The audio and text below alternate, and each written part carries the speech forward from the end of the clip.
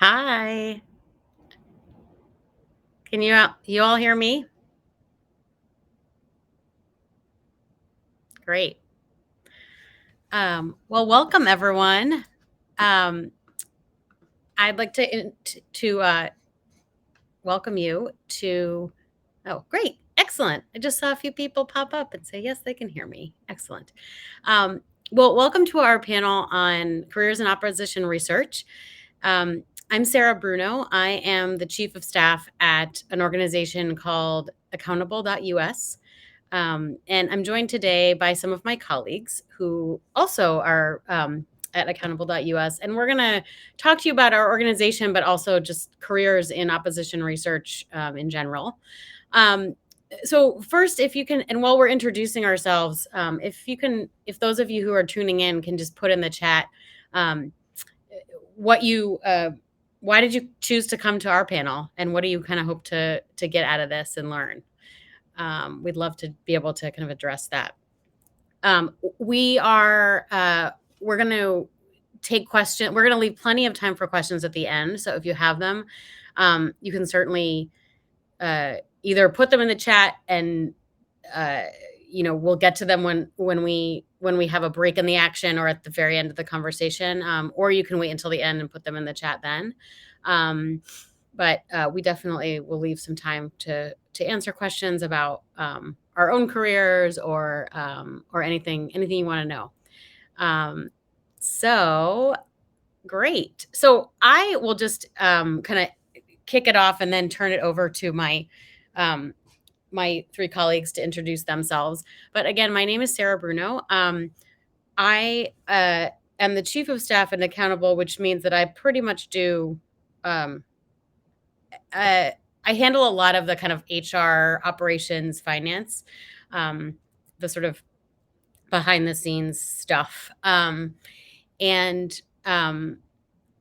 so that's kind of my role. My background is all in nonprofit management. So I've worked for a bunch of different nonprofits, from violence against women to international and foreign policy, leadership development, voting. An organization called America Votes that helps kind of coordinate voting. So lots of different groups. And today I come to you as an employee of Accountable, and Accountable.us is an opposition research organization. We are progressive. We are a watchdog organization that tries to really get corruption out of government, and also kind of holding those in corporations accountable that are sort of doing bad things, and stopping progressive policies from taking hold. So kind of what we do is sort of point out the bad things that bad people are doing and sort of clear the way for progressive groups to kind of come in and advocate for the progressive policies that we all really care about. We focus mostly on 4 different buckets of work, with a really a lens towards issues that affect marginalized communities. So the first issue we focus on is climate change, climate and energy, and kind of conservation work. And then the second bucket is corporate values, with really a focus on democracy and voting rights. The third bucket is economy and tax, and especially with issues that affect consumers, so consumer protection, student loans, um, uh, uh, changes in the tax code, things like that. And then the fourth bucket is exposing extremism. So really kind of focused on sort of mapping the power structure on the right, and pointing out the um, the bad things that they're doing on the right. So I am going to, with that spiel, and I'm sure we'll talk more about what Accountable does every day, but I am going to turn it over to Tony Kark, who is our executive director, and let him kind of introduce himself and tell you more about what he does at Accountable. Well, hi there, everyone. I'm not sure how many of you there are, but I hope it's plentiful. My name is Tony. I am the executive director at Accountable. It's great to be here. Just first, a little bit about me. I have about too many years in the opposition research, nonprofit advocacy, progressive sphere. My background is it switches on and off between the advocacy sector and campaigns. I've done a lot of presidential campaigns at senior levels in 2008, 2012, and 2016. Not as much in 2020, but it's it's a calling. Um, so my background, I come into the campaign world from an opposition research perspective, but that has also helped me as I've sort of moved up and grown into different areas, from communications to partnerships to all the different facets that happen at an advocacy center. At Accountable, I'm sort of in charge of implementing what Sarah was mentioning, our strategic vision, making sure that everyone's sort of doing what they need to be doing, from the communication side to the digital side to the research side, that we're all singing from the same hymnal, that we're coordinating, that the left hand knows what the right hand's doing, and also that we're just driving towards something. Like, what are we driving towards? Keeping our eye on the strategic goal of all of our work. Happy to talk more, but that's just like a broad stroke of my background. And do I kick it over, or what? Why don't we go next to Kayla? Great. Thanks everyone for having us. So I am the director of the Exposing Extremism program here at Accountable. As Sarah had mentioned, we pretty much focus on mapping out what's happening on the right, exposing sort of the streams of funding and influence in that sphere. So I also come from a background of opposition research. Prior to this role, so I've been actually at Accountable for about 4 years now. I started here as a research associate and then as a research manager. So I've been pretty steeped in the opposition research that we do here at Accountable, which has been, in previous years focused largely on government corruption, and now a little bit more so on corporate corruption and bad players in the corporate sphere as well.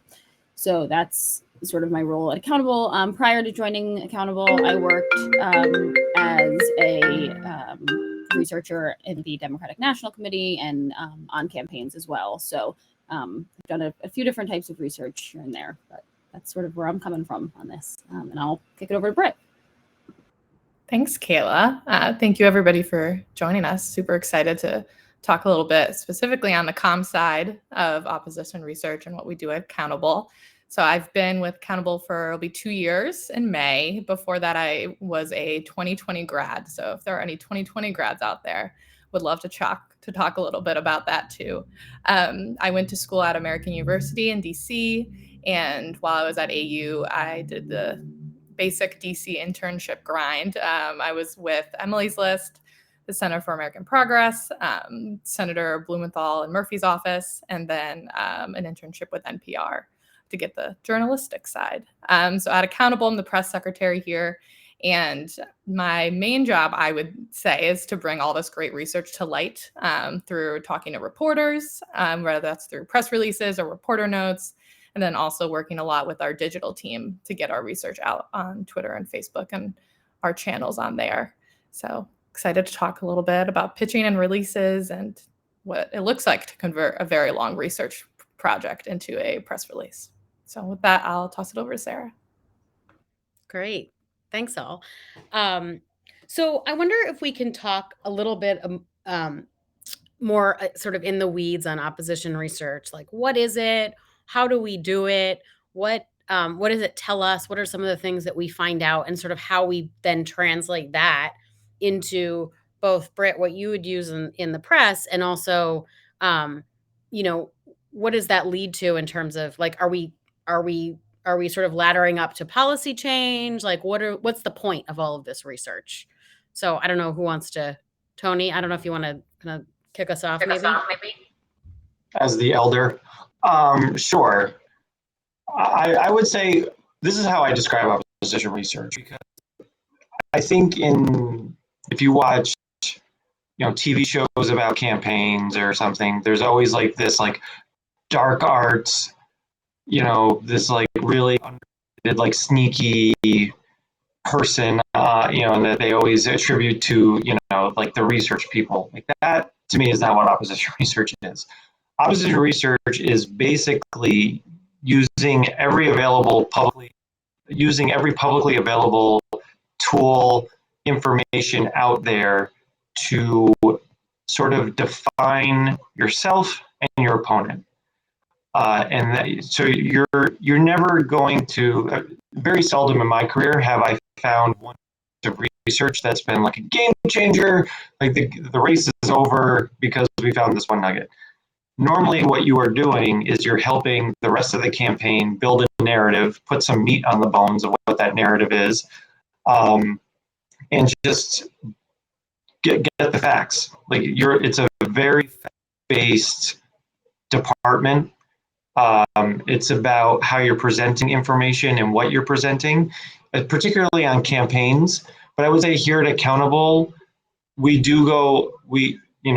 I think campaigns sort of there's not enough time to go in really deep on certain things. There's just a lot of information that's out there that people don't know that you can get just that's either publicly available, you just have to ask for it, or there's like certain databases that are available to the public that give a whole range of information.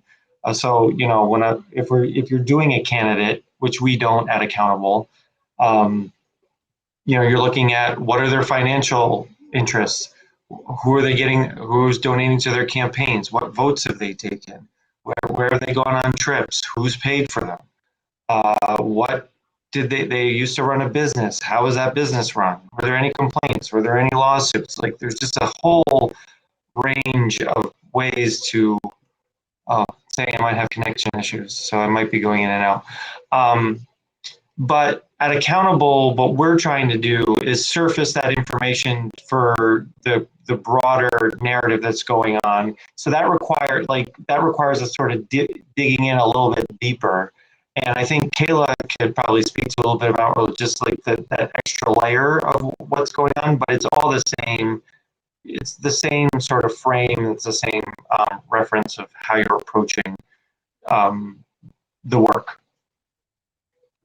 Yeah, I think, to Tony's point, a lot of people, obviously the nitty gritty of how we get the information is very important and sort of a learned skill. But I think the biggest part of opposition research and the biggest use for it is to build these broader messages and to bring it to the public in an easily consumable way. So, we do have the resources to find documents and records that folks, in their everyday life may not come across. But the sort of art of opposition research is taking that information and distilling it into a few sentences of why is this important to the campaign or to the candidate or to the overall message that we're trying to make to either the general public or to Congress, whoever the audience may be, and using the research to really inform that argument. And I think, oftentimes we don't necessarily see that behind the scenes of who's putting that information together, but most times it is probably, an opposition research department. And,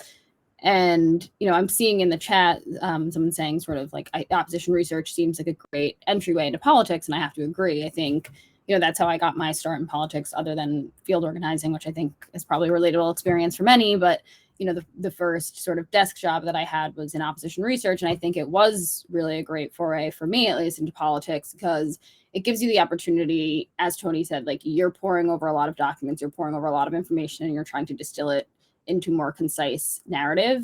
And I think being able to spend the time really getting to learn about everything that goes into the political sphere is a really important foundation for the rest of your career in politics.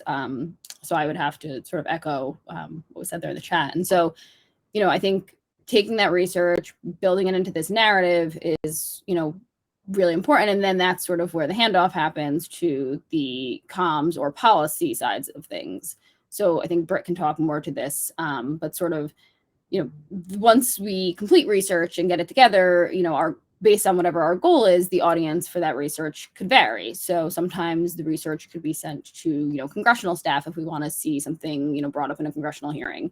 Sometimes it can be sent to reporters. Other times it's just used for background materials if we're writing a speech internally, which, we don't do here at Accountable, but for a campaign, that might be something that you would be looking at. So I can turn it over to Britt if you want to talk a little bit more about sort of the research in real life, like where does it go and how it sees the light of day. Yeah, absolutely. I think I'm definitely going to emphasize what Kayla and Tony talked about in terms of the narrative. Especially, I found that when you're getting really complex research like this, it's a lot easier to tell it in a way that is a story. And in terms of like what went wrong, why this impacts people, and what was the research showing that shows why this is not great for everyday Americans or working families, as we like to use.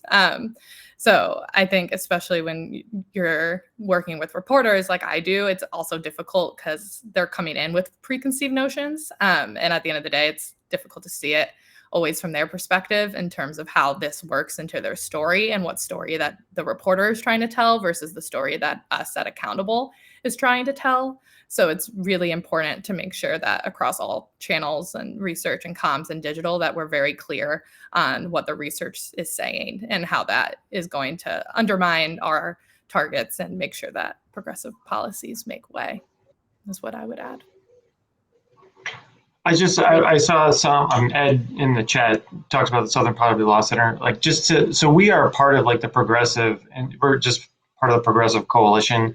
So I don't think we've done anything directly with them, but that's not to say that they wouldn't use our work if they found it useful. Like we're about trying to just, we know what our niche is and sort of provide, like we're providers of information that then there's other groups that have, we don't have members, we don't have like grassroots, like millions that we can activate like millions of people across the country. What we do is we provide information. And just to go back to sort of like the theme of this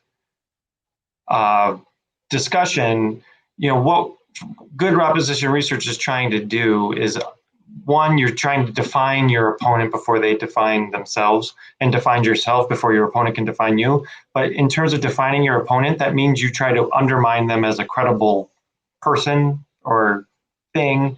And also whatever they're saying, you're trying to undermine that message to show that they're like full of crap. So great. Can one of you maybe talk about maybe a few examples of kind of things that we've done at Accountable or in the other parts of your career that have been like really cool? Like I'm thinking of, and I just started at Accountable in March, so I'm relatively new, but when I started, I thought like the whole thing we did last year around PPP was really like kind of showcased that. Maybe, I don't know I don't know, somebody want to take that one? I could take that one. I was on the econ team then, so we were doing all that PPP work.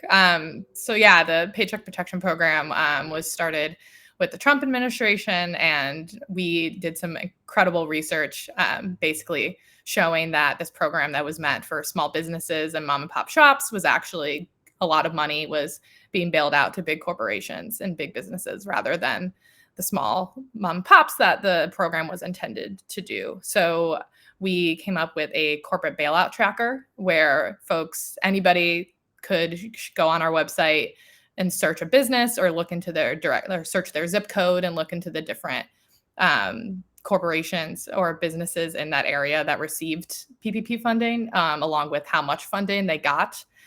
So that was a great way to show people to what we were talking about earlier, and undermining who actually got this information and just providing a big website to show people and have them look for themselves to see what the program was doing versus what it was intended to do.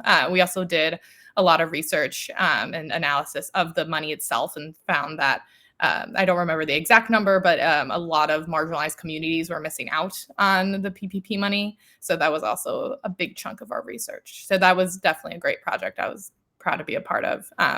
When I was at NPR, I also went to a few Tiny Desk concerts, but that's not compelling as important or as compelling as this was. So And then I don't know, Tony or Kayla, if you'd like to go next. Yeah, Just I think one more thing on the PPP. I mean, I think the result of all of that work was that then there was the next round of PPP funding. They changed the distribution requirements, right? So those larger corporations couldn't get that money. So there was definitely a policy change that happened. We'd like to think it was very much directly a result of our work. Probably others too, but yeah. Yeah, and I think it is. And I think, especially our work, and there were a few other groups in this space doing similar but additive work. So I think it's a good example, sort of the earlier question of how we worked with other progressive groups in this space. I mean, we had our niche where we called out these organizations that were getting this money, but we also worked with other organizations who were doing longer term research into this stuff. And then I think another example of how this sort of ladders up to actual change, in addition to, as Sarah mentioned, we did, as a broader community, achieve success with getting, the rules changed a bit, but there was also legislation introduced that would block predatory lenders from collecting money from the PPP program, which actually cited a lot of the research that we had done in the legislation proposal. So I think that's a great example of sort of, it's very, research can sometimes seem like it's taking a while, or it's like very in the weeds, but then, when you get to finally see the final product is actually making an impact in the lives of people in this country, it's really, it's pretty exciting. So I just wanted to add that was sort of an exciting update there. Tony, anything from your end? What's your kind of, you have any proud moments in research? Yes. No. At Accountable, what's amazing to me is we just have a lot going on. We are a very small, very young organization, and particularly last year and even this year, we have landed some pretty big exposés, like investigations, reports, in mainstream media that has like really changed the conversation, added to the conversation, and had impact. From my personal experience, the way, like, particularly if you're talking about it from a campaign perspective, like research is sort of the keeper, it's the keeper of all facts. It's like the foundation of not any campaign apparatus, but definitely the communication side, like policy, communications, I mean, pretty much outreach, like they cannot function without a good operating research department. Like people need, we are a service provider where people need the facts, and they need, ads to be checked. They need good information to talk to donors, to talk to the media, to talk to whoever they need to talk to. So I always say, like when you're putting together a campaign, like one of the big things you need to do is get a good, you have to invest in research early, because this is it's like one of the first things that you're going to be doing in a campaign that then pays off dividends like months and years later. I mean, campaigns now, they're like 2 years. So you need to do that first. And that to me has always been interesting to watch, how things that you were doing before even the campaign was technically formed, like, is still moving on. And then what happens and how the cycle changes to, you're sort of in your bunker mode, sort of getting all this research together, and then you're like sharing it with everyone, and you sort of turn into a rapid response. Like you have to be really quick. You're like briefing candidates in debates where things are. You're changing on the fly. You're taking a lot of incoming, having to respond to attacks, having to like beat off bad stories, beat back bad stories. You have to like it's just a lot. It's very intense, and it really only lets up like a week before the election day, because it's like you're sort of done. Like where everyone else is like knocking on doors and everything, you're like, okay, we've done as much as we can right now, unless something extraordinary happens at the end of a campaign and just totally blows it up. Like the FBI, director like opens up an investigation on your candidate's emails, and then things change. But I didn't know that would ever happen. One thing that I would add to Tony's sort of broader point of, opposition research being a foundation for campaigns and organizations like ours is it does span many departments. And it reminded me of an instance a few years ago where I was doing sort of, a mundane task of media monitoring, sort of just watching the cable news stations and seeing, what surrogates for particular campaign were saying. And one of the tidbits that we had pulled out that we thought was particularly interesting happened to be like sort of a silver bullet that our legal team was looking for a lawsuit letter. So, you don't, sometimes it's really cool to like be a little surprised by your findings because you're doing something sort of routine and mundane, but it ends up, making it into like a big lawsuit, which is kind of a cool thing too. So I think it definitely, to Tony's point, is it's useful for pretty much every department on a campaign in some way or another at some point. And we've had success with other, we've had corporations respond to our research before. We've had, our research cited in congressional hearings. So, it's a pretty wide audience for the products that you're putting together.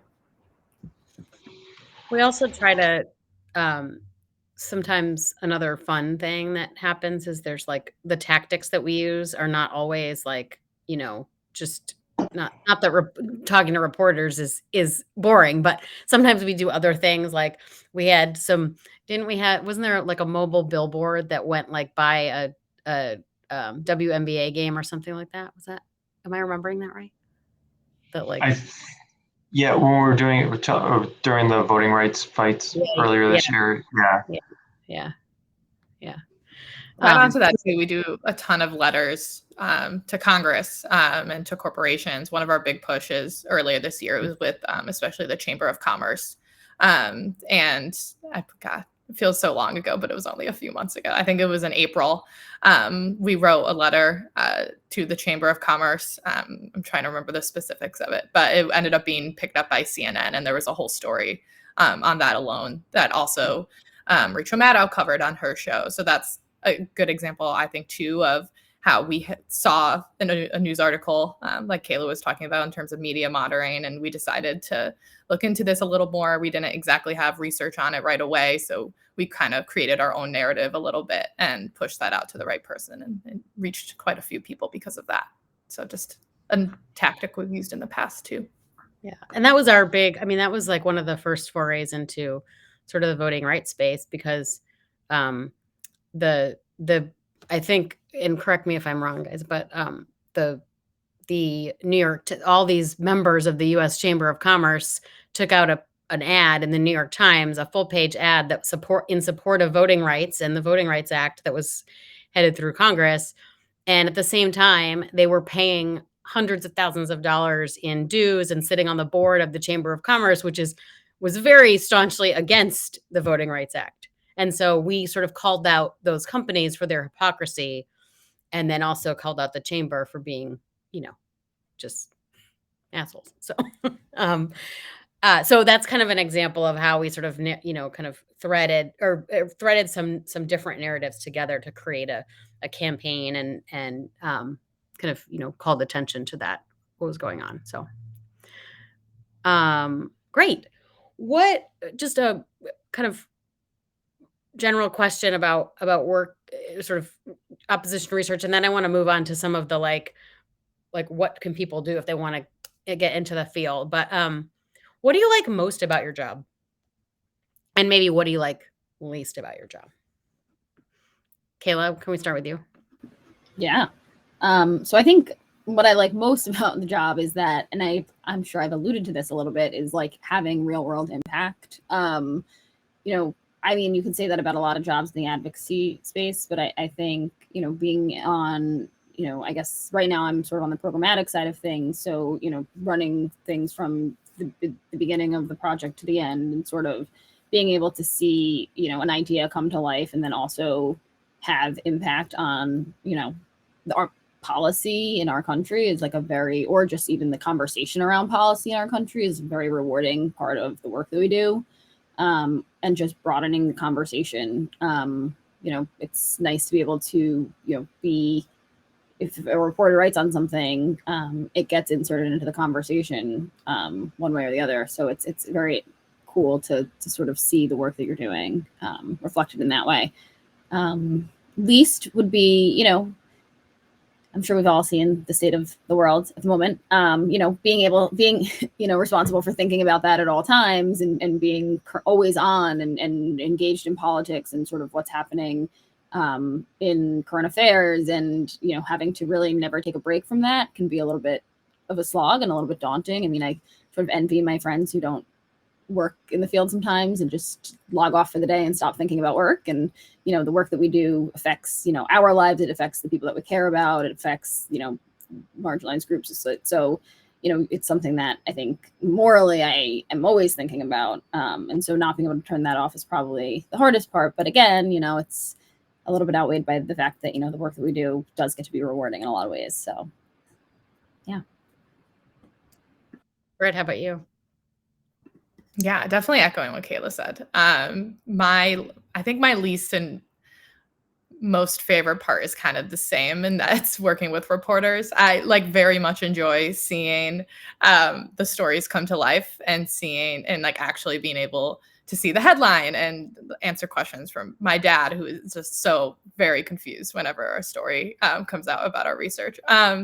But actually also creating the pitch, I find to be very challenging, but also really interesting to pull out some of the tidbits from the research, but not give them too much information so that we can, and then also framing the message from it along with our quotes as well is just very challenging, but also very fulfilling to see out there in the world after the fact. And then especially once the story is out, to work with the digital team and see who else is amplifying our stories, especially at Accountable. We've had some very cool people retweet us and share our research widely. My personal favorite is Senator Warren retweeted the CNN story we were talking about earlier, which on the Chamber of Commerce. I'm pretty sure someone from The Office retweeted us once. I don't remember the name of that cast member from The Office, but that was a fun day in the Accountable Slack channels. And then I would say my least favorite part, going back to reporters, is that it's one of the most frustrating parts of my job is to get a really compelling piece of research that we know is important and we know would advance our message and also would be research that impacts people's lives, but not finding the right reporter or getting it to a lot of reporters and finding that none of them see the importance as much as we do. So that can be very frustrating. But then again, we look at other methods to get that research out since it's not just press all day. So I would say that would be my answer. Tony, if you want to go next. Well, I'm probably I'm the furthest from actually doing day-to-day research from anyone on this call. I'm not. It's been a while since I've been doing the actual research itself. I'm more managing it now. I would have to say what I really enjoy, and again, I think getting into this space the advocacy campaigns, the progressive cause, it's everyone seems to be mission driven, most of the people. So the impact, the change, that I'll just lay that as a predicate of yes to all that. I agree with Kayla and Britt on that. But what I particularly like about Accountable and my job is sort of, I don't know if anyone surfs. I don't surf. I body surf during the summer, but so you're in the water and you can look out in the horizon, you can see the wave forming. And so, you can do that with the media narrative. Where's it going? What are you trying to anticipate what it's going to look like in a week? What type of info, so what are they going to be saying? Who's going to be saying what? Is there a hole in that argument? How can we fill that hole? Is there an argument that the other side's making that is particularly having a hard hit on what you're trying to do? How do you undermine that? Sort of thinking through that process and coming up with some creative ways of, one, coming up with the research, and two, how do you share that? What's the way to get it out? So for example, we'll use this today. Our team knew that there was going to be a big inflation report that was coming out, for the month of November. So all the press is going to be talking about high inflation, high inflation, high inflation. We had, like several pieces ready to go today to sort of help to sort of counter that narrative. Like we're trying to make people talk about corporate greed. We did a lot of research this week about how gas prices are up, but oil companies have made like $174 billion in profits. So if we're going to be talking about who's to blame for you paying more at the pump, we should be looking at corporate executives that are doing that. We looked at grocery prices. People are going to the grocery store and they're paying more for everyday food items, or like for the meat that they buy. We're looking at the corporations that are doing that and how much money they're making and how they're telling their shareholders, man, this is really good for us, while you're paying more. Like we're trying to bring those sort of things into the narrative. I really enjoy that part. The least, I guess, would be, there's always this expectation, like I said at the beginning, on research, that you're just going to find that silver bullet and you're just like, we can all go home for the rest of the year because there's this one piece of research, and it's just always a disappointing. That's just very, like I said, very rarely does that happen. So I guess like just trying to manage expectations is probably it's a hard thing to do. And I think to Isabel's question, I think that'll probably be like next. But I just wanted to respond that we didn't do any. I was talking from my previous. I worked on Hillary Clinton's campaign. I was her research director in 2016. So that story that I was talking about, the FBI director, had nothing to do with accountable work. And I don't even know if accountable existed then. But anyway. Just throw that in there that you were Clinton's research. I know, just name dropping. Yeah, maybe you heard it. Yeah. So actually, Isabel, that's what we were just about to get to. So what are some skills that you think, if people here on the call want to kind of check out opposition research as or sort of communication, this type of communications as a job they might want to do? What are some of the skills that they might need, and also kind of what makes a good researcher? Like what kinds of people may enjoy this type of work? Anyone want to jump in? I can. Go ahead, Kayla. You go first. Okay. Yeah. Sure. So I mean, I think a few things, and I think one thing that I failed to mention is, one of the favorite parts of, when I used to do a little bit more research in my job was being able to learn so much about a specific topic. And it can be, honestly, the most random thing that you would never think that you would know a lot about, but then you become so deeply knowledgeable about it that it's like you try to bring it up at random events all the time. I think that's kind of one of the more fun parts about being in research is, you get these very like intense knowledge bubbles. And so I think to that point, one of the big things that, I would look for in a researcher is, just general curiosity, like always looking to learn more about things. I think that's probably one of the most important traits that you could have to be in this field. I mean, and I mean that in a lot of ways, but particularly with, obviously with just, how can I look at things a little bit differently? How can I, when I'm finding information, like how can I frame this differently even? So I think it's in a lot of ways in every step of the way of research. It's in the beginning of, here's an idea that I have, like that's that curiosity coming into play. And then it's, I found this information. How can I frame this in the best way possible to fit my messaging? Like that's the other side of that. And so I think it comes in a lot of ways. And then, I think the other, a few other things that I would say is, with research, it is a lot of time, with your head down doing research. And so if that's something that you value, and I think, there's people who are built for it and people who just like, maybe it's not for them, but I think being able to sort of like sit down and take the time to learn about things and like really become involved with the subject matter is a super important trait to have if you're interested in this field.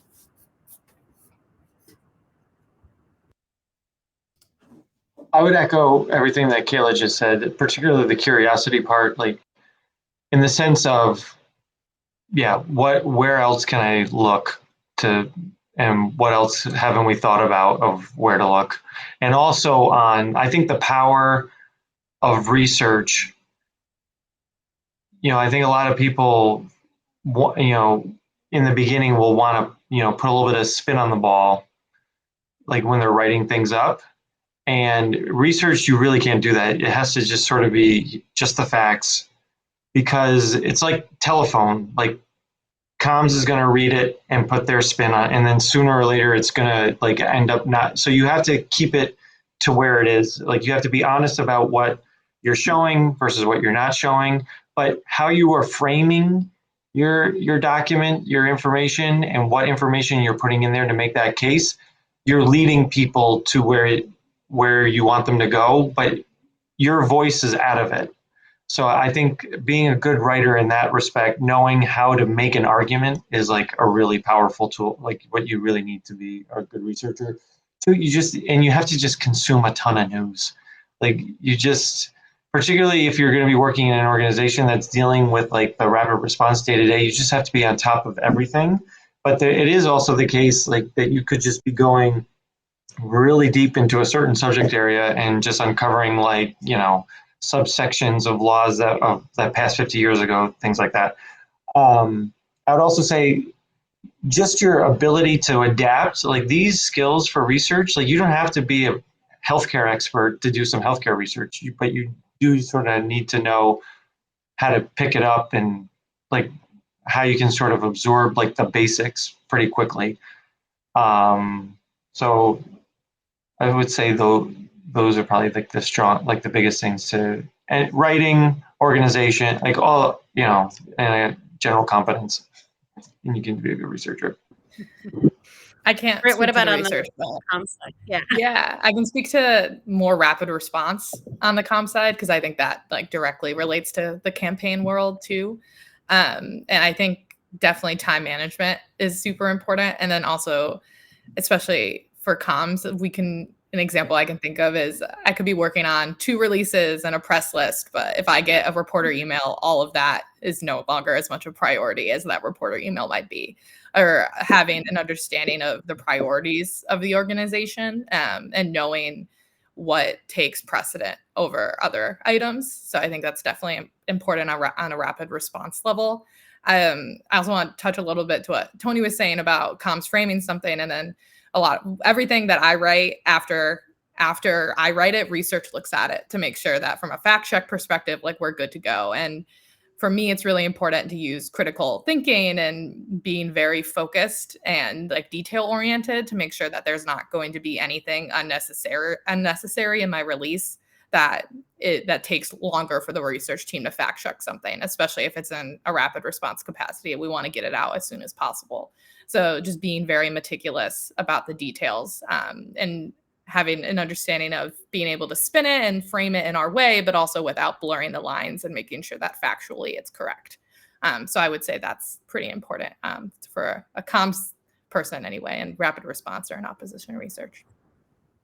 I just want to echo what you said about time, Brett, because most research projects that you get, you don't have a lot of time to do it. Like you have to present everything. So let's say you're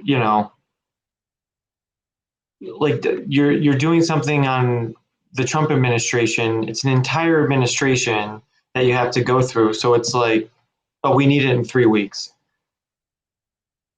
So you have to figure out what is the most important stuff, what's sort of the low-hanging fruit that you should be getting, and then you can but that you're covering all of your bases, and you can go deeper if they want something later, but that you're presenting all of the information in a very cogent, coherent way, but also in a time crunch. But if you're doing rapid response, Britt might be talking to a reporter that has a deadline in, an hour, and it's like, we need to pull some stuff together in that time. So there is sort of time management is a good indicator.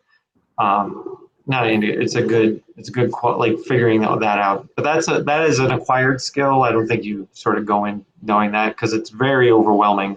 My first research project that I did when I got out of grad school, I was hired to write a book on George W. Bush's education record, and I had no idea like how to. I was like, what does that mean? And what do you want in it? Like, and that's, so trying to figure out what to present. It's like, it's huge. Like, he was a governor, he was the president. It was just, that was a long time ago, but.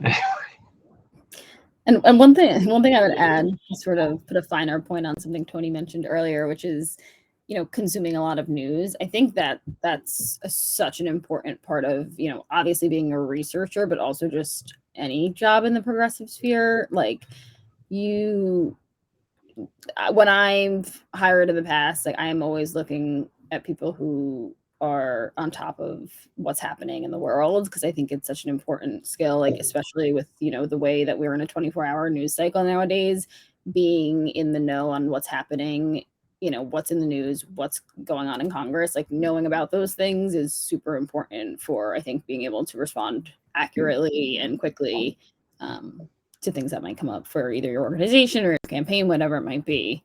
I think that's just a super important part of getting into this, world. Definitely. And to add to that, on the comm side too, I can't tell you how many reporters I've found just because of Twitter, and seeing that they talked about the Chamber of Commerce over and over again, and maybe they'd be a good fit for a story. So that's not something that you necessarily would get reading like the headlines every day, because there's just so much to consume, but like being able to identify the reporters who cover our work, and cover our beats, and making sure that we're tuned in to what they're writing about and doing is super important. Yeah, and one more thing I will add is that I think, and Isabel, directly to your question, I think, and I interview a ton of people, and I have for pretty much my whole career. I would say that certainly curiosity is something that stands out, particularly for researchers. Also, thinking of as you're preparing for an interview for whatever job it is, but especially I think, research or communications, it's like thinking about what you did to solve a problem. Kind of like what Britt said, have you come up with, was there a time that you can think of where you came up with a really creative solution on your own or with colleagues to something that, was kind of a hard puzzle to solve? I think that's always, to me, is like a great example. It helps to sort of like present a narrative that you're a smart person who can think through problems and come with solutions. That's always a good thing if I'm interviewing someone. And also writing, I think, is so, so important for anything. I know, I think somebody mentioned it, but just to reiterate that, I think, writing and writing, when I say writing, I mean, I know some of you who may have graduated recently have had to write lots of term papers and long form things, but, being able to write a succinct memo to someone about, outlining a particular issue or, piece of opposition research that you found. All of those things are, it's really important to be able to sort of write and write well. We just did an entire workshop on how to improve your writing skills. So if you have an opportunity to do something like that, that's another great way to kind of hone your skills. Oh, sorry, Sarah. I was going to say, but in terms of networking, am I on mute? No. Okay. The research field, particularly research on the left, I mean, I assume this is the same way on the right. I don't know. It's a pretty small field. Like, if you're around it a cycle or two, you pretty much know or have heard of everyone that's in it, or know someone who's worked with someone. So the way to get into that, I think you need to find someone that's sort of in that space, or like, a panel like this, and just using us as a resource afterwards to help make those introductions. Also but just to apply for jobs where it looks where they are, and just sort of get in that way. I think once you're in the door, it's easy to maneuver like when you're in it. And you know, and sorry, I was just going to jump to the other questions. Or you, yeah, but so barriers to that, I think, could be just like I said, I wouldn't say it's an insular world. It's a very specific world, and it is fluid. Like not you don't know a lot of people that have been in research, like that are in research for decades. I mean, those people have their own firms and like they've hired their people, but a lot of people that worked in research do a couple of cycles and then they move to communications or they move to a different genre, department. Um, so it all depends, but I think it's probably harder to find the type of research that we do in the private sector. Although more and more, I think you need to know the code words for like what type of, in corporations, I think it's the public affairs department, like basically is a research department. It's like a communications, a research shop. But then you have like the research departments that are explicit, like in your campaign structure.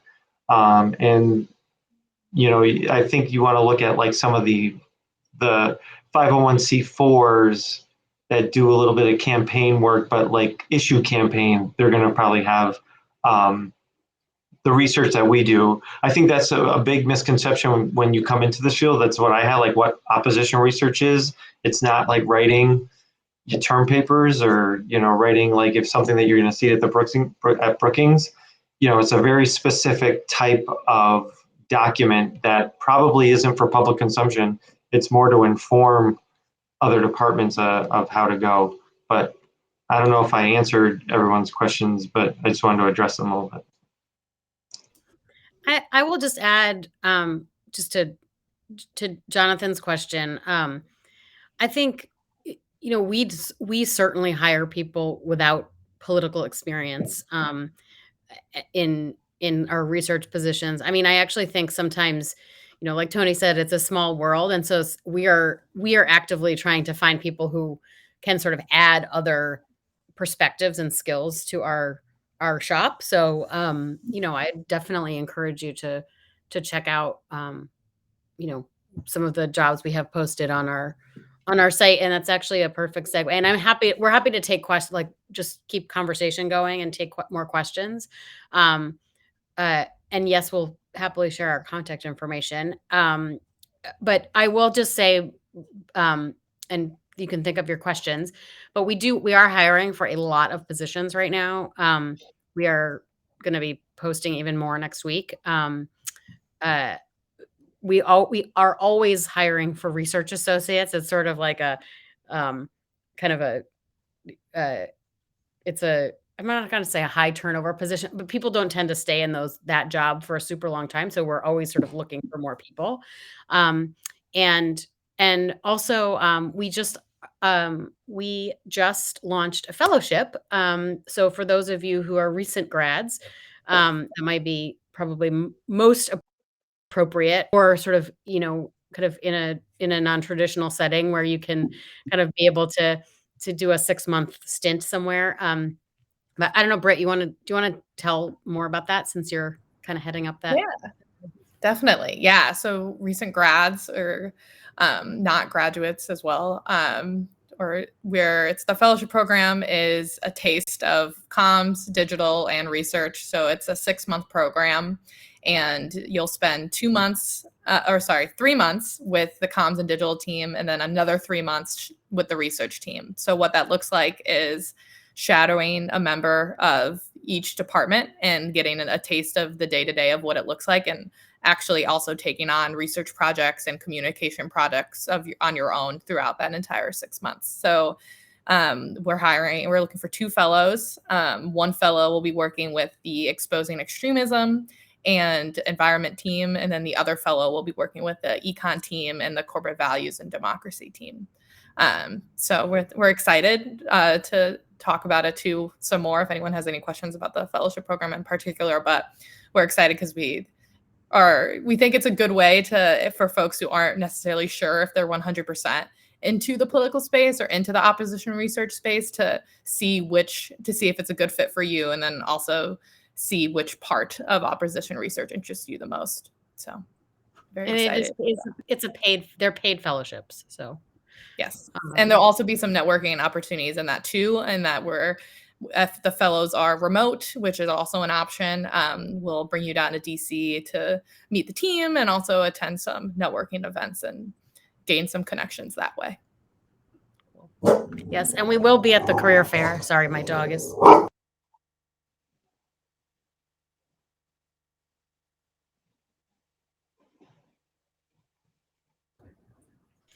Other questions?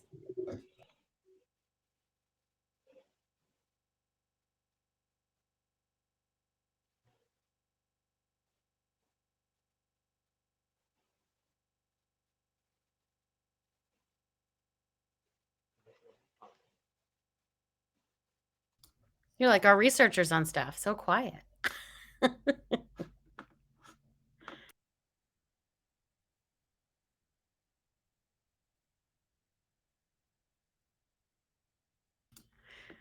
Can I we can close things out if people don't have any other questions, but as I'm giving folks time, I see Ed has a question.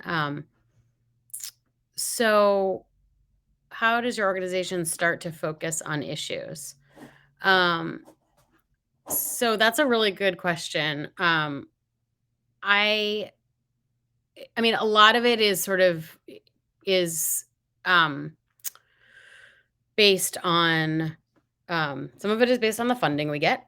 You know, sort of making sure that we have money to support our work. But also just, where the sort of greatest corporate greed might be, right? So we know that like the oil and gas industry, for instance, is like super, uh, they, like Tony said earlier, like they are raking in a lot of money. And so where is there maybe some hypocrisy there in terms of, trying to promote um, conservation and help to curb climate change, but then they're also doing hypocritical things to, make themselves richer off of oil and gas. So things like that, I think where, and also sort of where there are issues that, really are hurting marginalized communities. I mean, voting rights is something that we, like I said before, hasn't really been um, uh, something that we've focused on. But it was obviously this country is going through a really difficult time right now when it comes to that, and so that's one of the reasons we started to focus on that.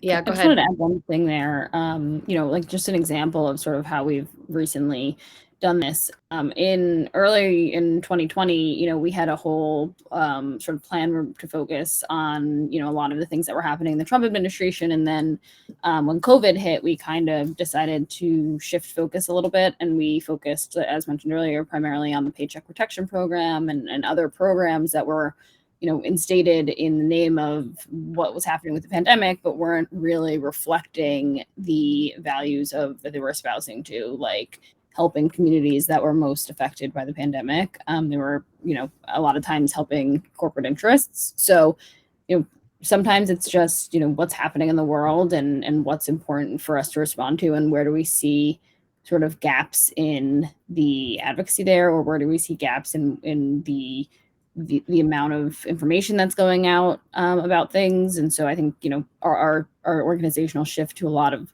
COVID response focused research is sort of reflective of that strategy as well. Yep. It's great. I just wanted to respond to the question of are all positions remote for the foreseeable future? We're actually all in the office right now. We get very specific offices, so our backdrops are. This is what it's like to work at Accountable. Now, Sarah's actually, but I don't know if the foreseeable future, but I would say future. We're probably always going to be at this point like a hybrid model. So we'll be asking people to come. We have offices in New York and DC. So we'll be asking people to come in a few days a week, I think. But that's probably not full time. Let's see. To answer Rebecca's question, there's no way for me to type anything into the chat. But actually our email addresses are really easy. It's just our first name. I'm assuming it's okay for me to share all of yours, but it's just our first name at accountable.us. So it's really easy. Yeah. Feel free to reach out on like LinkedIn as well. I'm on there. It's my full name. It's the one in the corner, but email's fine too.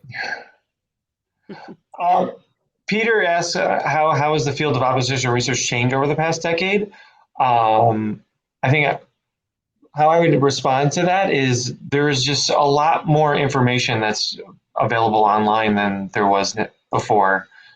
You know, I don't even know if the past decade, but like the past 2 decades, just as you know, a lot of times what you're doing, particularly back in the 90s, say, or the early 2000s, is you're literally going to courthouses and having to go through like microfiche or to go through all these like databases that are only at the locality, and then you're paying for copies. And some of the courthouses, it was like 10 cents a copy, and they only accepted dimes. And you know that there's just a lot more availability of all of that online, that you can do a lot just from your keyboard at the office or at home versus having to travel and retrieve documents around. I would say that that's one thing. The second thing is just the amount, not only the information that was always publicly available that is easier, it's more easily accessible, but there's just more information that's like publicly available now, to things that you wouldn't even know. And I don't even know how I could give an example of what that is, but things you just wouldn't even know, that, oh, this is public, you know. I would say that would be probably the biggest change. Wasn't there something recently that was like how much people paid for the boats that they had, or like where their boats are stored or something? Like there's like interactive maps of where people who will put their boats. Yeah, it's kind of interesting to know, you know, if you own a jet, I don't know if anyone owns a jet but you know, you can track where that plane is flown to and from. You know, your licenses for these types of things are public. I don't think people know, like when you buy or sell property, like that's all public. Like you know how much you pay for it, who you paid it to. There's just a lot of information that's out there publicly. Oh, and the other thing, I guess, that what's changed over the past decade is social media. How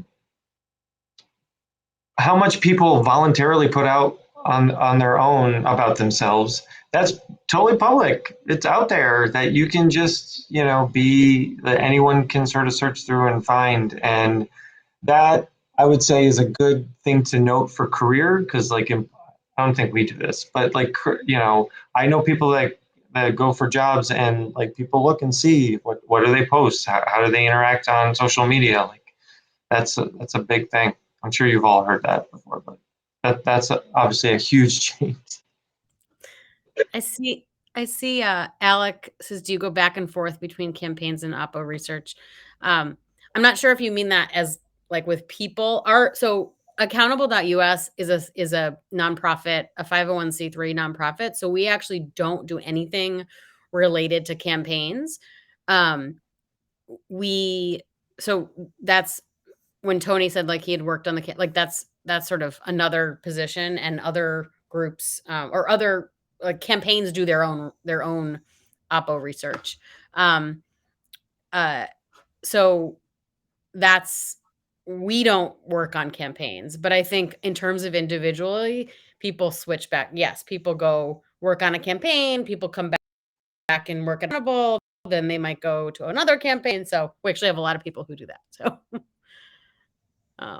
and Alec says, Britt and others, how has the industry experience differed from your expectations in college? That's a great question. That's a very good question. God, I think speaking from comms, and Tony touched on this earlier, I mean, and Sarah, I'm definitely not writing like 15-page papers anymore. I think if I ever sent like a 15-page press release or a 15-page like talking points memo to comms approval, that Tony would ask if I'm okay. But I would never. So I think that has been a big thing, is like making sure to talk like succinctly and get to the point right away. It's certainly something that some classes teach in college, but I think it's more about like getting all the information out on certain papers or certain classes. I was a public relations major, so I took a lot of classes on like press writing and public relations, but even from those classes, they don't touch on media relations nearly as much. So I didn't have a single idea that I would be doing as much communicating with reporters. So that's something that when I talk to my old professors, it's something that I touch on. And in terms of making sure that public relations or political students have an idea of where to look for reporters and how to speak and how to like write emails, and make sure that you're getting to the point and making things as helpful for people as possible. Like that's a really big thing here in media relations is like I reread emails all the time to think, oh, like I reference a link. Did I link the link? Did I make sure that I provided this pitch as a PDF, as a Word doc? Like what does the reporter prefer? So being like very detail oriented, I think is not something I really anticipated when I was in public relations and at AU.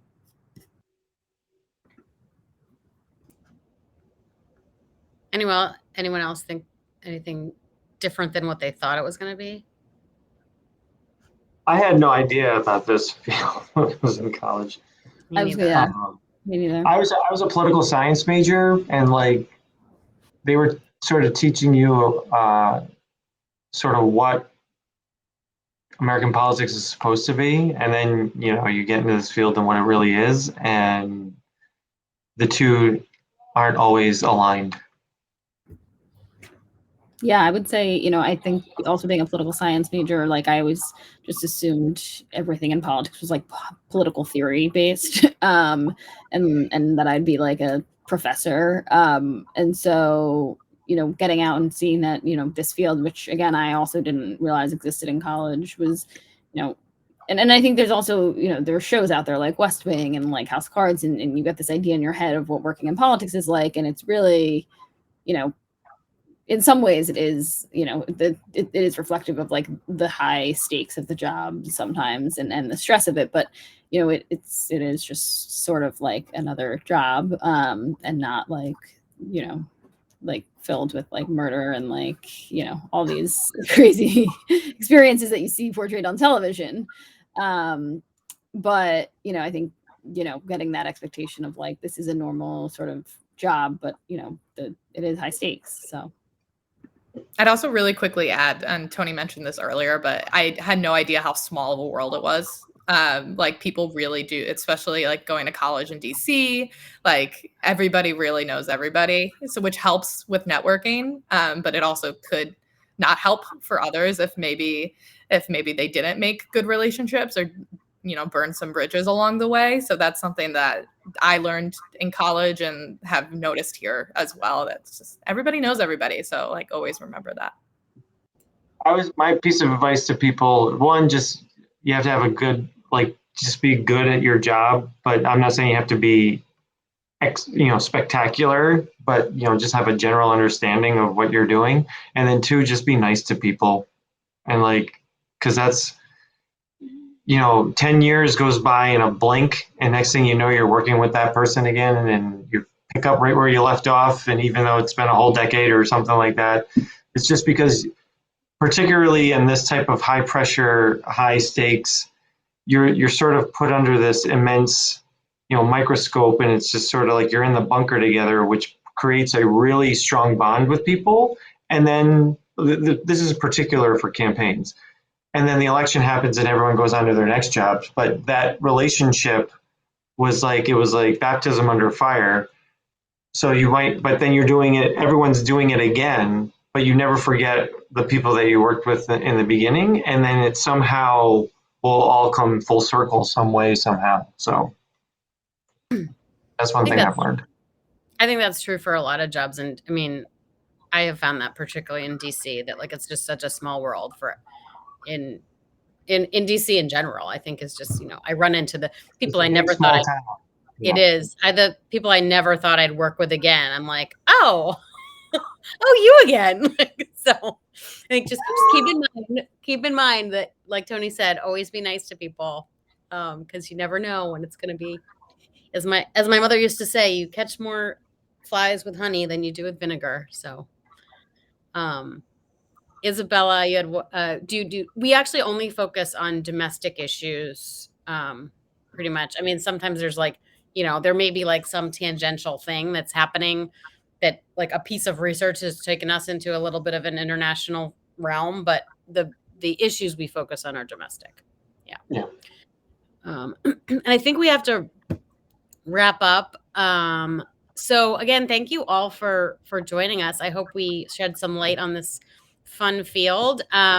Again, feel free to shoot. It might be easier to just shoot me an email. I'm just sarah@accountable.us, and I can point you in the right direction. If you can't remember anyone else's names, just remember mine. We do have a booth, and we are at the career fair next Wednesday. So feel free to stop on by. And thanks so much. Thanks, everybody. Thanks, everyone.